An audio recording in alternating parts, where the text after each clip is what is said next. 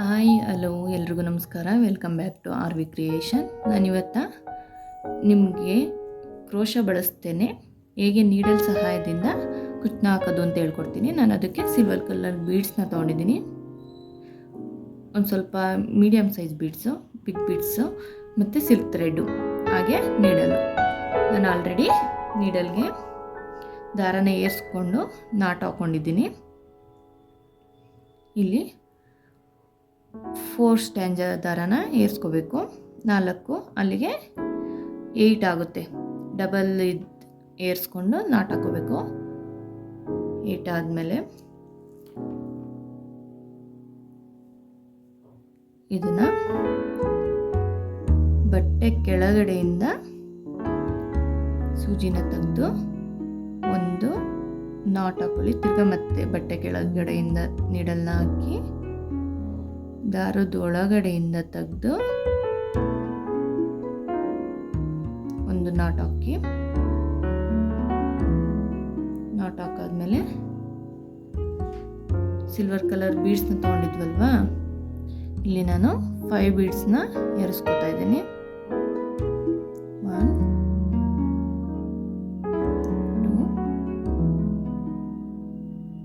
3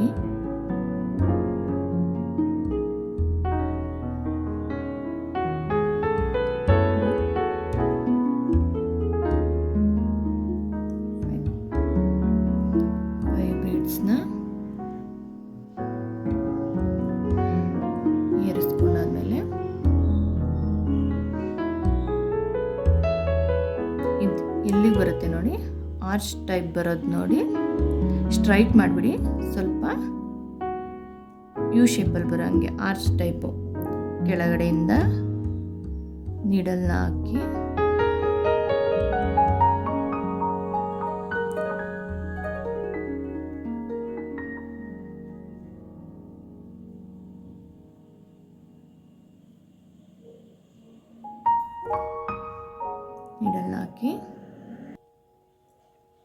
ನೀಡಲ್ನ ಬಟ್ಟೆ ಕೆಳಗಡೆಯಿಂದ ಹಾಕಿ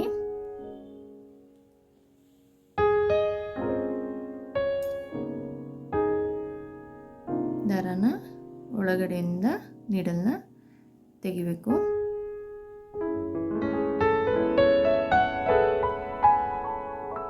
ತೆಗ್ದು ಒಂದು ಲಾಕ್ ಆಗುತ್ತೆ.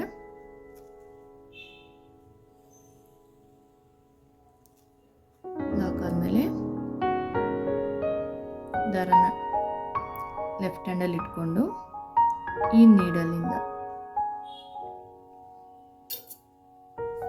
ನೀಡಲಿಂದ ಫಸ್ಟ್ ಒಂದು ಬೀಡ್ಸ್ ಇದೆಯಲ್ಲ ಅಲ್ಲಿಂದ ತಗೊಂಡು ಲೆಫ್ಟ್ ಹ್ಯಾಂಡಲ್ಲಿ ದಾರನ ಇಟ್ಕೊಂಡಿರ್ತೀವಲ್ಲ ಅದನ್ನು 1 ಟೈಮ್ ನೀಡಲ್ ಮೇಲೆ ಹಾಕಿ ದಾರನ ಎಳ್ಕೊಳ್ಳಿ.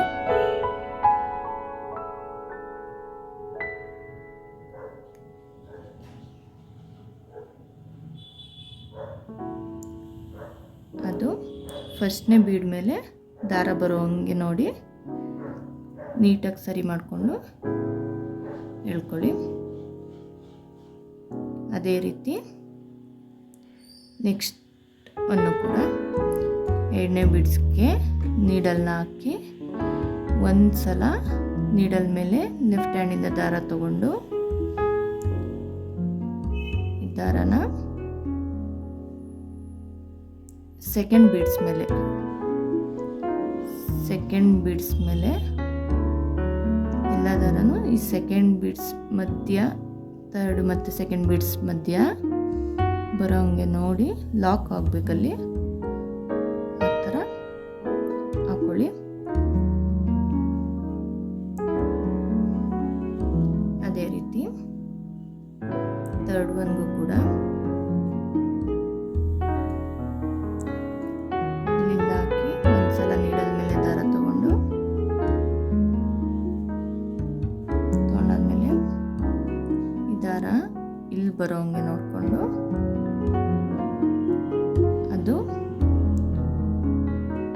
ಅದ್ರ ಸುತ್ತ ಬರೋ ಹಂಗೆ ನೋಡಿಕೊಂಡು ಹಾಕೊಳ್ಳಿ. ಮತ್ತು ಅದೇ ರೀತಿ 4th ಮತ್ತು 5th ಬೀಡ್ ಮಧ್ಯ ದಾರ ತಗೊಂಬಂದು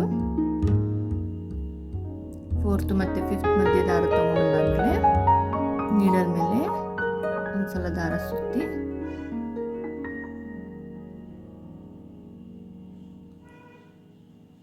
ಮತ್ತೆ ಈ ಲಾಕ್ ಮಾಡಿರ್ತೀವಲ್ಲ, ಈ ಲಾಕ್ ಮಾಡಿರೋ ತಾಯಿಂದ ನೀಡಲ್ನ ತಗೊಂಬಂದು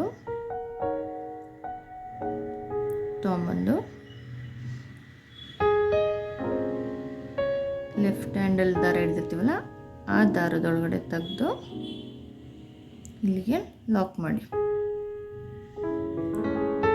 ಲಾಕ್ ಮಾಡಾದ್ಮೇಲೆ ಇಲ್ಲಿ ಬಟ್ಟೆಗೆ ಹಾಕಿ ಒಂದು ಲಾಕ್ ಮಾಡಿ. ಮತ್ತೆ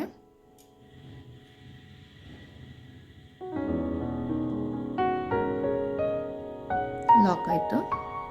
ಲಾಕ್ ಆದಮೇಲೆ ಈ ಬೀಡ್ಸ್ ಮೇಲೆ ದಾರ ಬಂದಿರುತ್ತಲ್ವ, ಆ ಬೀಡ್ಸ್ ಮೇಲೆ ದಾರ ಬಂದಿರೋದ್ರೊಳಗಡೆಯಿಂದ ನೀಡಲ್ನ ಹಾಕಿ ತೆಗ್ದು ಈ ದಾರದೊಳಗಡೆಯಿಂದ ನೀಡಲ್ನ ತೆಗ್ದು ಲಾಕ್ ಮಾಡ್ಕೋಬೇಕು. ಅದೇ ರೀತಿ ಬೀಡ್ ಮೇಲೆ ದಾರ ಬಂದಿರುತ್ತಲ್ಲ ಅದರೊಳಗಡೆಯಿಂದ ದಾರ ತೆಗೆದು ಮತ್ತೆ ಇಲ್ಲಿ ದಾರ ಬರುತ್ತಲ್ಲ ಆ ದಾರದೊಳಗಡೆಯಿಂದ ಲಾಕ್ ಮಾಡ್ಕೋಬೇಕು. ಇದು ಚೈನ್ ಟೈಪ್ ಬರುತ್ತೆ.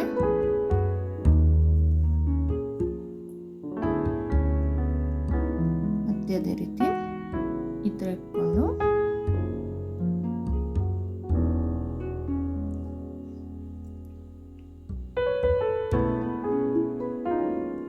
ದಾರದೊಳಗಡೆಯಿಂದ ತಂದು ಲಾಕ್, ಬೀಡ್ಸ್ ಮೇಲಿರೋ ದಾರದೊಳಗಡೆಯಿಂದ ತಂದು ನೀಡಲ್ನ ಮತ್ತೆ ಇಲ್ಲಿ ಫಾರ್ಮ್ ಆಗಿರುತ್ತಲ್ಲ ದಾರ ರೌಂಡ್ಗೆ ಅಲ್ಲಿಂದ ತಗೋಬೇಕು. ಹಾಗೇನೆ ಲಾಕ್ ಮಾಡ್ಕೊಂಡು ಬರಬೇಕು. ಅದೆಷ್ಟು ಫಿಲ್ ಆಗುತ್ತೆ ನೋಡಿ ಅಷ್ಟು ಲಾಕ್ ಮಾಡ್ಕೊಳ್ಳಿ. ಲಾಕ್ ಆದಮೇಲೆ ಇದು ಫಿಲ್ ಆಯಿತು. ಇಲ್ಲಿ ಬೀಡ್ಸ್ ಮಧ್ಯದಿಂದ ತಗೊಂಡು ಅಲ್ಲೊಂದು ಲಾಕ್ ಮಾಡ್ಕೊಳ್ಳಿ.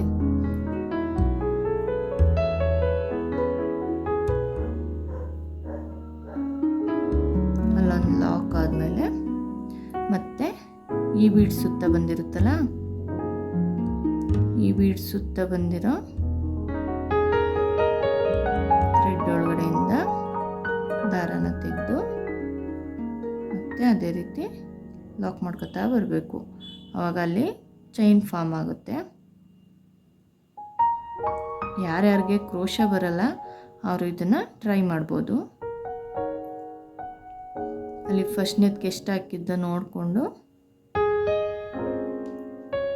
ಇಲ್ಲೂ ಅಷ್ಟೇ ಹಾಕೊಳ್ಳಿ.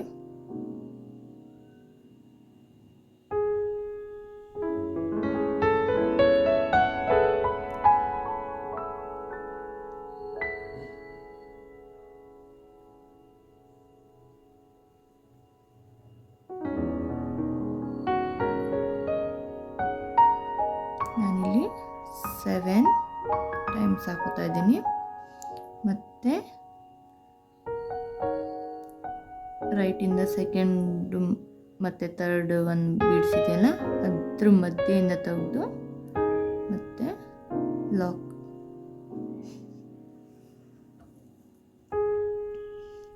ಮಾಡಾದ್ಮೇಲೆ ಬೀಡ್ಸ್ ಮೇಲೆ ದಾರ ಬಂದಿದೆಯಲ್ಲ ಆ ದಾರದೊಳಗಡೆಯಿಂದ ತೆಗೆದು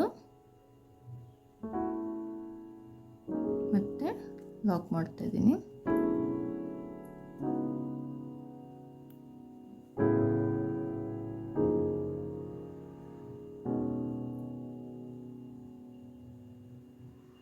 ಇದನ್ನು ಸಿಲ್ಕ್ ಥ್ರೆಡ್ಗಿಂತ ಎಂಬ್ರಾಯ್ಡ್ರಿ ಥ್ರೆಡ್ಡಲ್ಲಿ ಹಾಕಿದರೆ ಇದೆಲ್ಲ ಈ ಥರ ರಿಂಕಲ್ಸ್ ಬರುತ್ತಲ್ಲ ಥ್ರೆಡ್ಡು ಅವೆಲ್ಲ ಬರಲ್ಲ.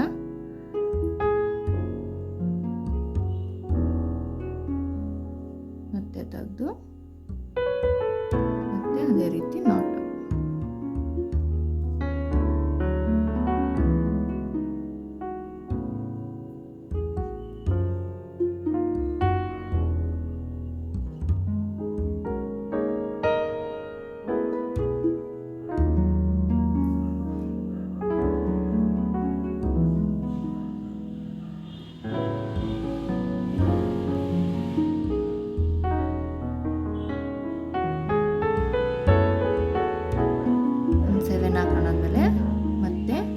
ಥರ್ಡ್ ಮತ್ತು ಫೋರ್ತ್ ಬೀಡ್ಸ್ ಇದೆಯಲ್ಲ ಅದ್ರ ಮಧ್ಯೆ ಒಂದು ಲಾಕು,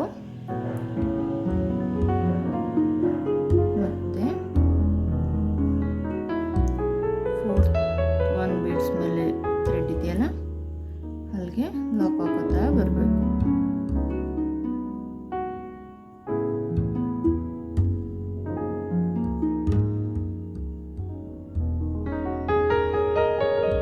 ನಾನಿಲ್ಲಿ 7 ಹಿಡಿಸ್ತಿದೆ. ಆ ಬೀಡ್ಸ್ ಸೈಜ್ ಮೇಲೆ ಡಿಪೆಂಡ್ ಆಗುತ್ತದು, ಅದ್ರ ಸುತ್ತ ಎಷ್ಟು ರೌಂಡ್ ಬರುತ್ತೆ. ಸ್ಮಾಲ್ ಬೀಡ್ಸ್ ಹಾಕೊಂಡಿದ್ರೆ ಇನ್ನೂ ಕಡಿಮೆನೇ ತಗೊಳ್ಳುತ್ತೆ. ಆ ರೀತಿ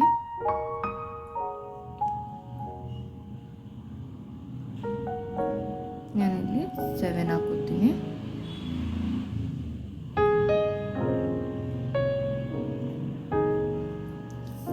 ಆದಮೇಲೆ ಮತ್ತೆ ಫೋರ್ತ್ ಮತ್ತು ಫಿಫ್ತ್ ಬೀಡ್ಸ್ ಮಧ್ಯೆಯಿಂದ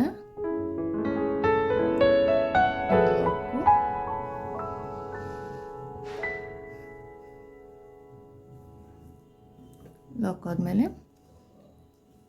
ಈ ಫಿಫ್ತ್ ಒಂದು ಬೀಡಿದ ಮೇಲೆ ಇದೆಯಲ್ಲ ಅಲ್ಲಿಗೂ ಅದೇ ರೀತಿ ಸೇಮ್ ಮಾಡ್ಕೊಳ್ಳಿ.